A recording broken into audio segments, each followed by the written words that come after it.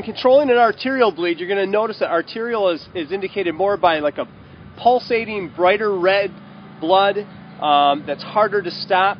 If there's no bone fractures, we're going to use really good, solid, direct pressure. If it starts to leak through, you'll only add more bandage to the top of it. You never take away the bottom because then it pulls the clots off and you start from scratch again.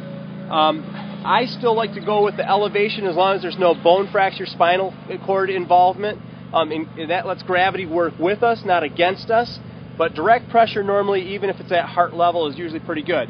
Once the bleeding is under control, the wrapping of the bandage works very similar. You're going to keep that direct pressure down. We're going to start at the distal end or the end of the arm and work towards the heart. That way we're not going to trap blood down in the hand any more than we have to. When you get to the top where the wound is, you can put a little twist to the tie, which helps apply a little more pressure. After you've got this tight enough, check for any leak-through bleeding.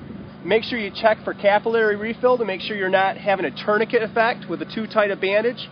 Elevate above the heart, activate EMS, watch for reoccurrence of that arterial bleeding. If it does, add more bandage and more wrapping to create a pressure dressing, and then let's get this patient to the hospital.